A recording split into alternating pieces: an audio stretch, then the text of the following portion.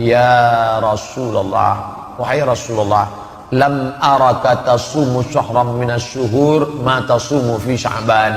Aku tidak pernah melihat engkau berpuasa begitu banyak seperti puasa engkau di bulan Sya'ban.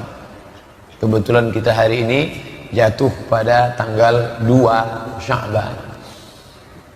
Ya Rasulullah, wahai Rasulullah, wahai utusan Allah, wahai Nabi Allah, lam araka, aku tidak pernah melihat engkau tasumu syahran minas syuhur, berpuasa di suatu bulan, tasumu fi Sya'ban, seperti puasa engkau di bulan Sya'ban.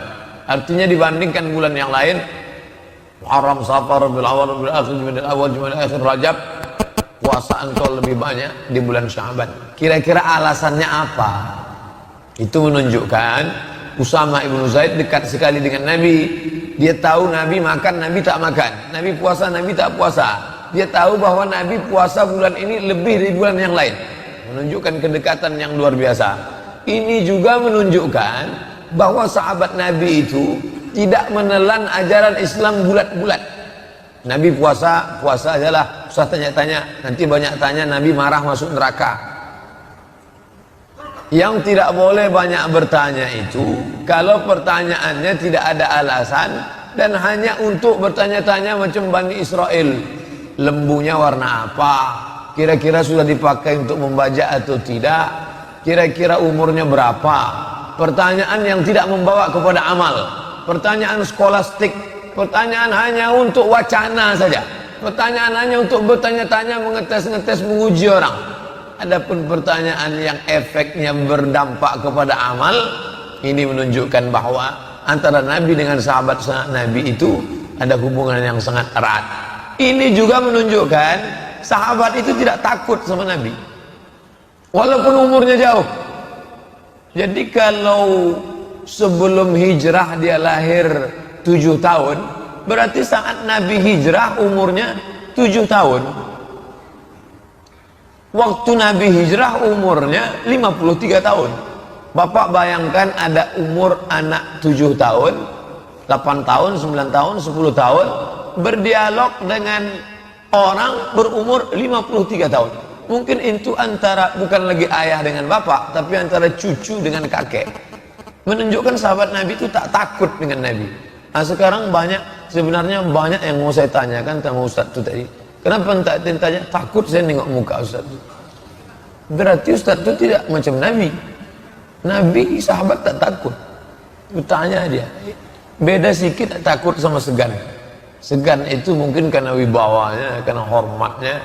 Nah, jadi saya senang datang anak-anak bertanya, Ustaz, kemarin habis khutbah di masjid Darul Abrar, komplek DPR provinsi, selesai sholat Jumat, datang 2 orang anak kecil, masih SD. Ustaz Somad, ya salaman. Habis itu mau nanya apa? Mau foto Ustaz. Nah, bagus, artinya nanti dia nanya masalah hukum awal-awalnya. Nah, artinya mereka tak takut dengan Ustaz itu. Sahabat Nabi bertanya, begitu mereka bertanya kepada Nabi, ya Rasulullah, aku lihat engkau puasa lebih banyak di bulan ini melebihi bulan yang lain. Kira-kira alasannya mengapa? Nabi pun menjawab. Apa kata Nabi? Dzalika syahrun yaghfulu anhun nas baina Rajab wa Ramadan. Itulah bulan yang banyak dilupakan orang.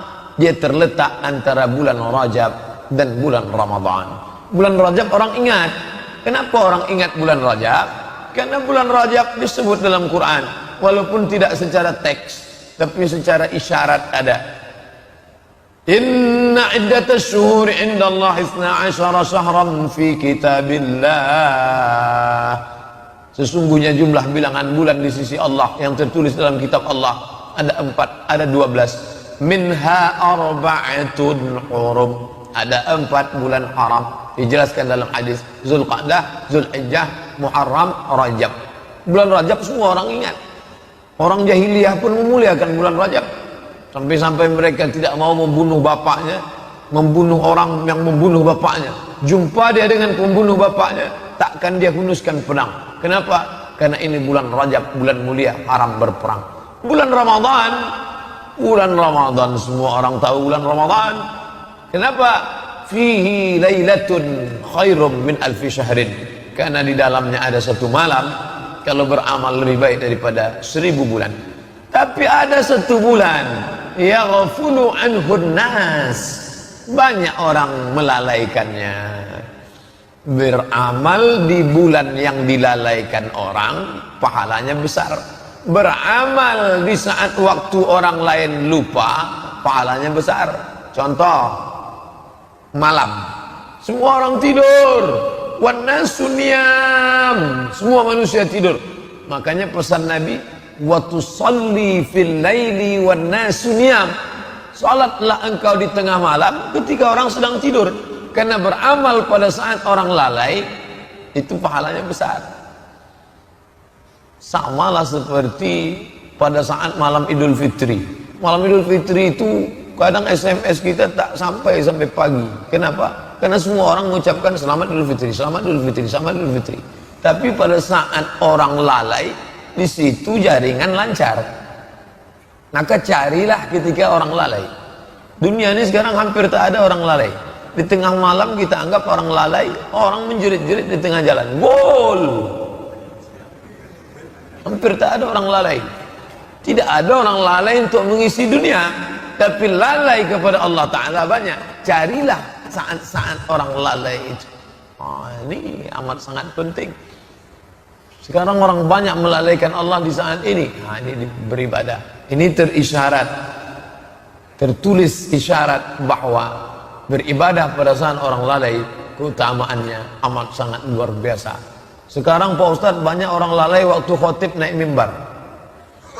Waktu khotib naik mimbar banyak orang lalai tidur. Bangunlah situ, tengok wajah khotib itu, dengarkan baik-baik. Ini keutamaan di saat beramal.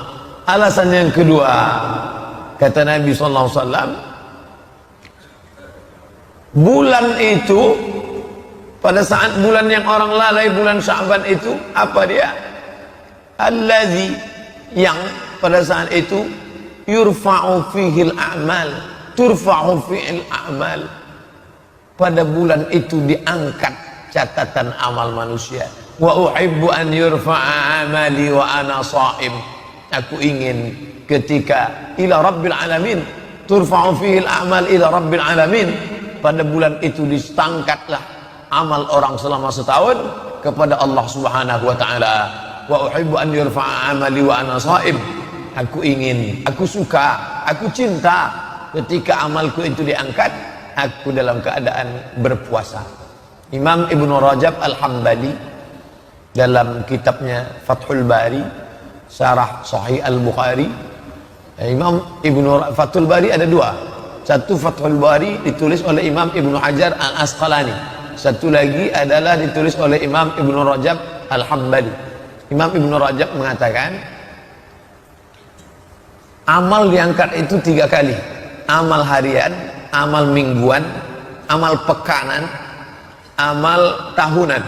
Amal harian itu yang diangkat setelah sholat asar.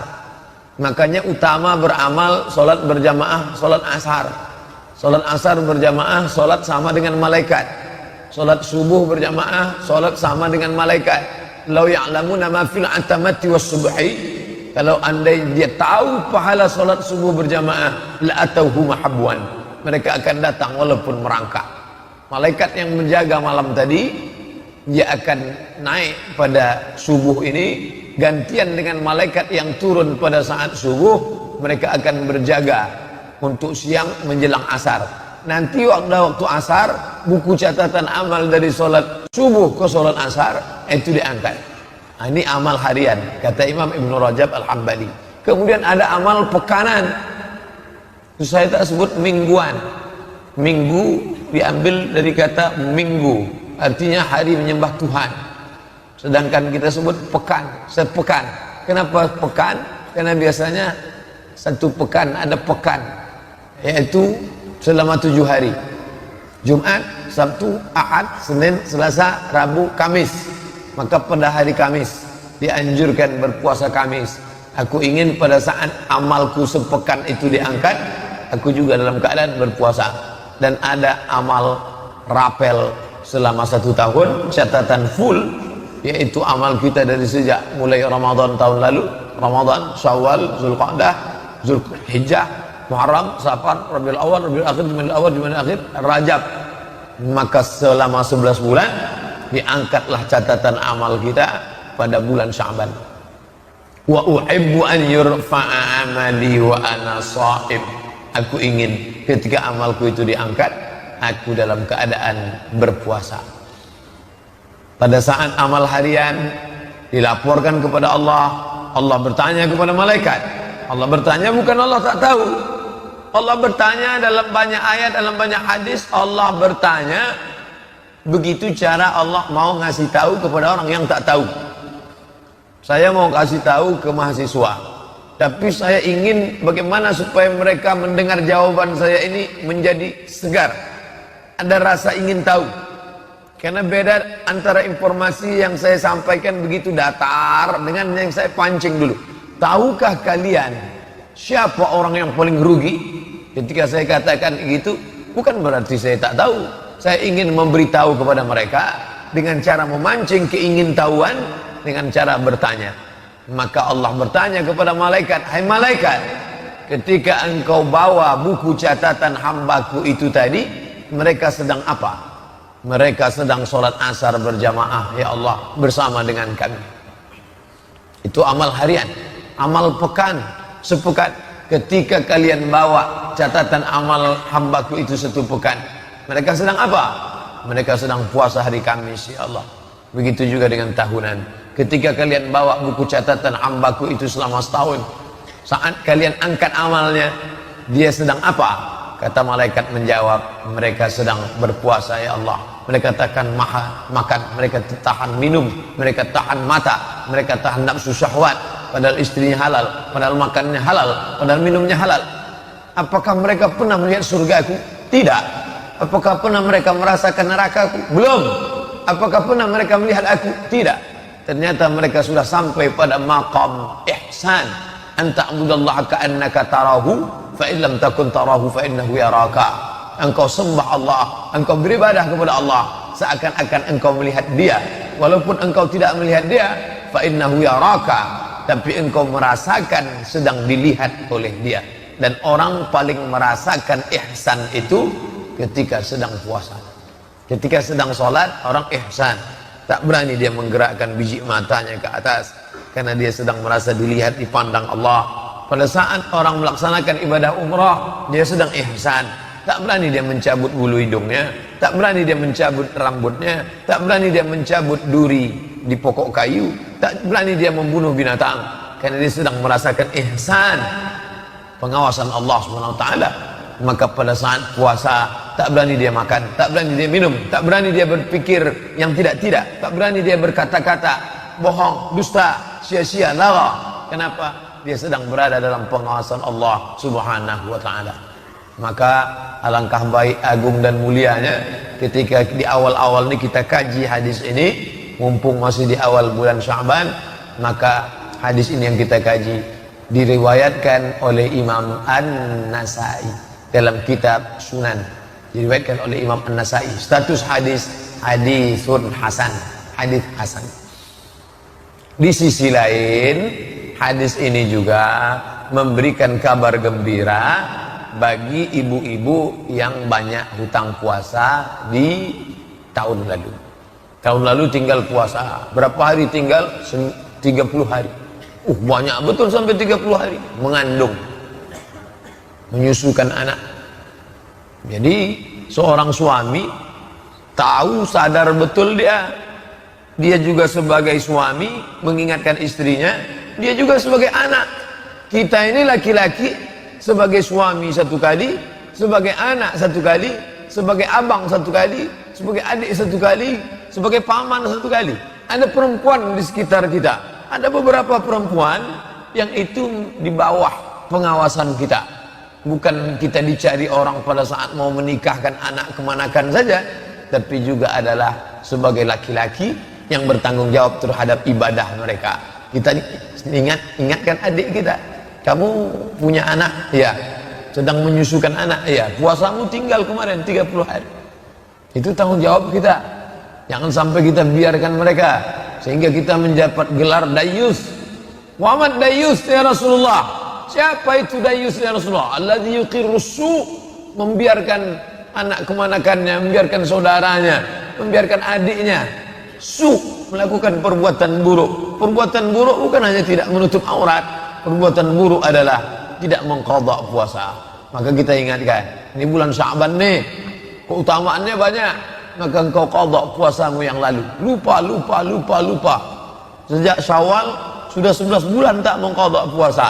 Maka di bulan Sya'ban ini, mumpung masih tanggal 2, besok hari Ahad tanggal 3, hari Senin tanggal 4. Ahad, oke. Ahad saya tak bisa puasa nih. Kenapa? Ini godaannya besar nih. Ayam panggang, ayam penyet, pesta, nikah, walimah, akikah. Saya tak bisa puasa nih Pak Ustadz. Hari Senin tak ada halangan. Maka hari Senin, malam Senin itu bangunkan istri, bangunkan keluarga, ajak mereka mengqadha puasa. Niatkan puasa. Saya niat mengqadha puasa yang tinggal tahun lalu, diqadha pada hari Senin, maka keutamaannya luar biasa. Qadhanya lunas 1 hari, dapat pahala puasa Senin, dapat pahala puasa sunat Rajab. Nah, jadi beramal ini cerdas, smart, cerdas. Sekarang banyak orang punya smartphone, HP-nya yang cerdas, orangnya tak cerdas. Cerdas kita beramal. 1 kali amal dapat 3 bonus. Mungkin yang lalu-lalu apa boleh buat. Begitulah Allah memudahkan, selalu memberikan motivasi. Tidak ada alasan orang untuk takut beragama. Takut saya pengajian ini sikit-sikit neraka. Enggak, kabar gembira. Nabi itu dikirim Allah SWT basyiran wa nazira. Basyir, kabar gembira. Nazir, peringatan. Makanya basyir lebih dulu. Basyiru, beri kabar gembira. Wala tunaffiru, jangan buat orang takut kepada agama. Yassiru, berikan kemudahan. Wala tu'assiru, jangan mempersulit-sulit. Ustaz, saya belum mengqadha puasa nih, neraka jahanam tempat ente. Orang takut beragama. Saya belum mengqadha puasa nih. Insyaallah. Sekarang kita kan masih tanggal 2 qadha. Ibu, ganti puasanya, Bu. Ustaz udah sebut 2 kali ibu. Memangnya laki-laki tak ada tinggal puasanya? Laki-laki lebih banyak pula puasanya tinggal. Sejak kapan dia meninggalkan puasa? Kalau si ibu kemarin meninggalkan puasa sejak hamil 30 hari, menyusukan 30 hari, menyusukan tahun kedua 30 hari. Si bapak rupanya tak puasa sejak akil balik. Umur sekarang berapa? 43. Akil balik berapa? 13 tahun. 43 kurang 13, 30 tahun tak puasa. 1 tahun 30 hari, 30 tahun 3 kali 3 900 hari tak puasa. Oleh sebab itu qadha, gantilah ini. Jangan disangka taubat selesai. Usolli sunat taubat rakaataini lillahi ta'ala. Puasa tinggal selesai. Ustaz Somad tuh macam tak pernah aja tinggal puasanya. Dulu pernah. Sedang puasa saya, datang kawan saya bawa soto Medan. Ayo lamat makan kita, kata dia. Waktu itu masih sekolah. Akhirnya batal puasa, tapi udah saya ganti dah. Yang lalu-lalu itu diingat. Qadha.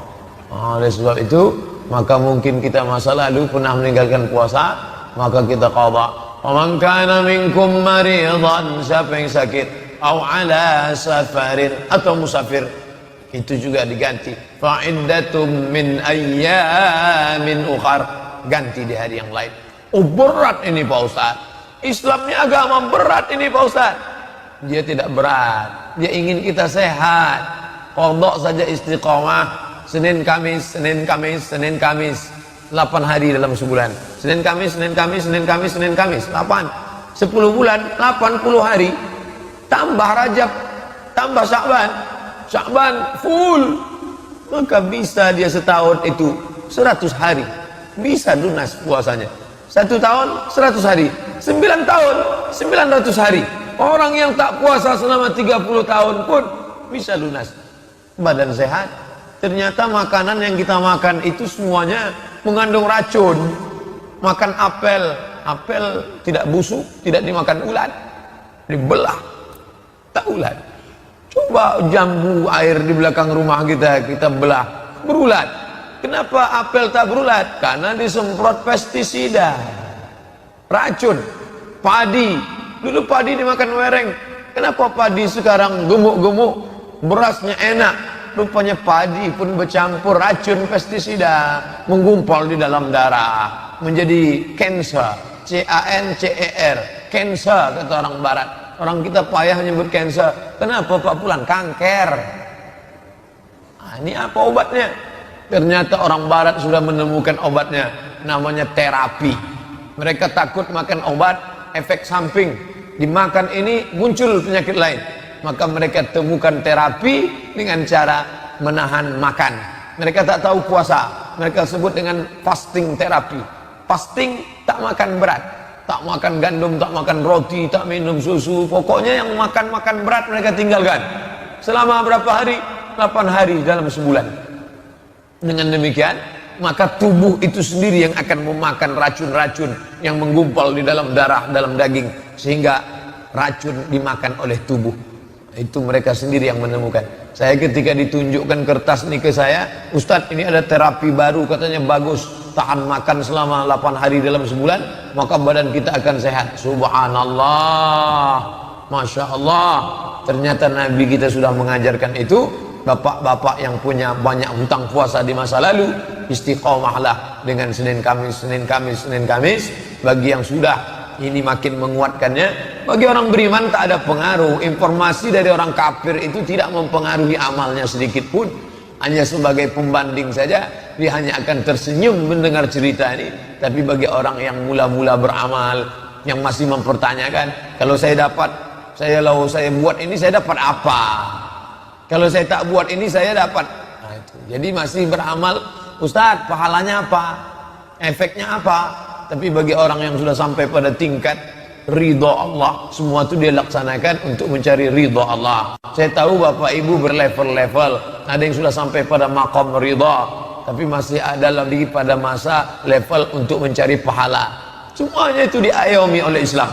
Makanya Nabi mengatakan, kalau kamu puasa ini pahalanya ini, kalau melaksanakan sholat ini pahalanya ini, kalau ibadah ini pahalanya ini. Artinya apa? Islam mengayomi semua level. Tapi bagi orang-orang, saya tidak lagi beramal untuk ingin ini Pak Ustaz, saya hanya ingin beramal ilahi anta maqsudi wa ridhaka matlubi. Semuanya terayomi dalam Islam, karena manusia itu sama macam jari jemari. Ada yang level tinggi, ada yang sedang, ada yang rendah. Nah, apapun level kita, semua kita adalah hamba Allah yang merendahkan diri, mendekatkan diri kepada Allah. Salah satu ibadah utama adalah ibadah puasa. Sampai-sampai dikatakan Allah akan menjauhkan dia beratus musim. Satu tahun ada 4 musim. Musim saif, musim panas. Musim syita, musim dingin. Musim kharif, musim gugur. Musim rabi', musim bunga.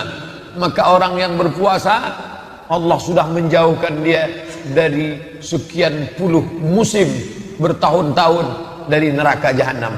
Bahkan di antara husnul khatimah, mati dalam keadaan melaksanakan puasa. Pak Fulan meninggal kenapa? Meninggal dia sakit Pak Ustaz, tapi kemudian dia rajin puasa sunat, meninggal dia. Meninggalnya bukan karena puasa itu. Jangan pula dibalik, kamu jangan puasa sunat, Pak Anu kemarin meninggal gara-gara puasa, itulah dia mati. Enggak, Allah ingin dia mati dalam keadaan husnul khatimah, dalam keadaan pengawasan Allah, kering bibirnya, kering lidahnya, karena basah berzikir mengingat Allah, dan dia mati dalam menghadap Allah dalam keadaan berpuasa. Beberapa hari ini kita dikejutkan dengan beberapa video yang di-share, meninggal dalam keadaan membaca Al-Quran. Masya Allah, berapa banyak orang ingin, ya Allah, matikanlah kami dalam keadaan membaca Al-Quran, membaca surat Tabarak. Tabarakalladzi biyadihil mulku wa huwa ala kulli syai'in qadir, alladzi khalaqal mauta, dia yang menciptakan mati, wal hayata, dia yang menciptakan hidup, liyabluwakum ayyukum ahsanu amala. Meninggal pas dapat ayat itu. Masya Allah, keagungan yang diberikan Allah. Engkau adalah orang yang menemukan makam keutamaanmu pada ayat terakhir yang kau baca, liyabluwakum ayyukum ahsanu amala. Allah menguji, dibuatnya kau hidup sampai tanggal 2 Sya'ban ini karena Allah ingin melihat apa amal yang terbaik.